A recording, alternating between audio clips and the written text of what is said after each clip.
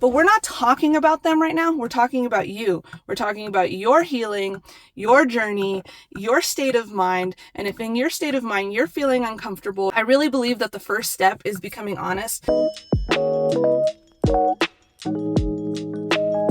we're going to be talking about accountability and how it is the first step to healing, in my opinion. Healing, of course, is not linear, not the same for everybody, but the way that I function is that I have noticed certain patterns in the healing process. We go through these waves where you're like, I don't resonate with this friend circle anymore. I don't like this job. I don't like this way of living.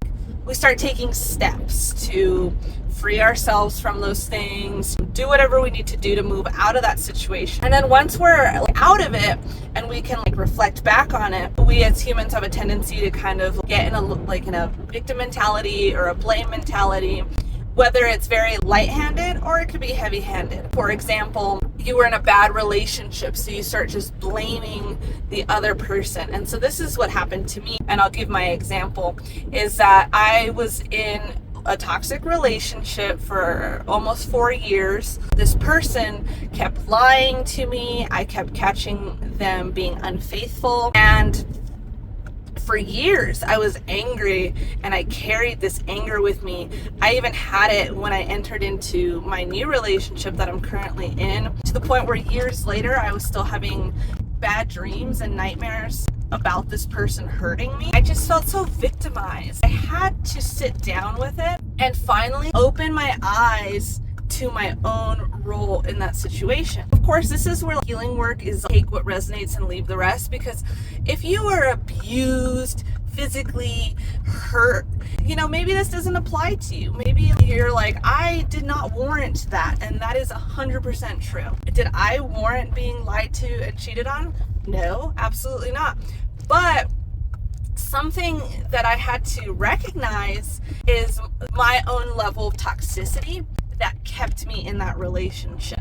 And so for one, I was afraid of being alone, and then I kept forgiving him.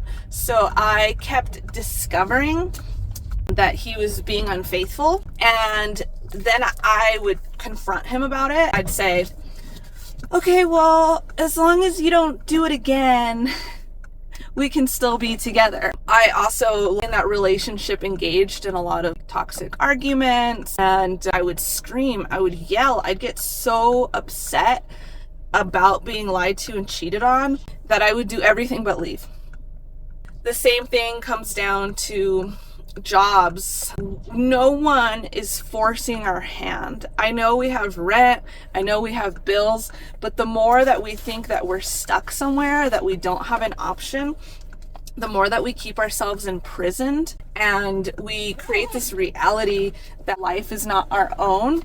And when we're able to kind of take things back into our hands, that sets us free. Even with past friendships, I had some friends who were just terrible in the sense that they were talking behind my back, or they would try to hook up with whoever I was dating. And at the same time, I think that I had toxic things within me that kept attracting the same kind of friend over and over and over again, because that's what was happening, is that I was dealing with the same kind of person over and over again. So what was it that was calling me to these people, that was alluring them to me? I came to find and feel that these people are mere reflections, that I can't just blame the environment or the people around me. It's like birds of a feather flock together.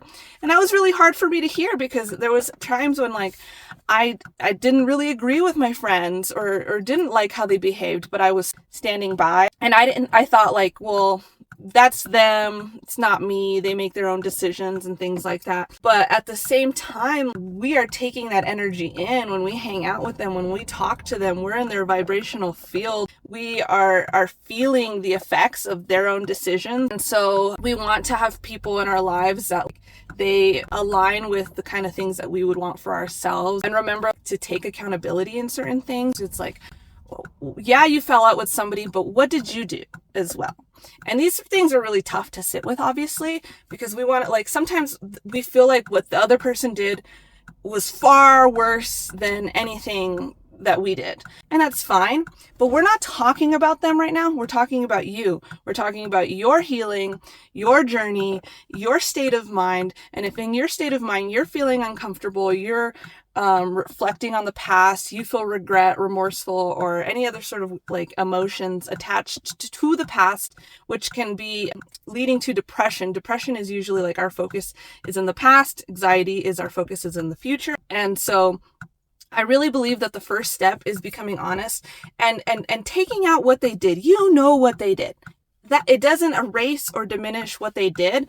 All that you're doing now is you're sitting down with what you did and how you participated in things. Yeah, they did this and that really hurt my feelings, but I shouldn't have slammed the door. Maybe I shouldn't have yelled. Maybe I shouldn't have like hurt or damaged property or whatever it was.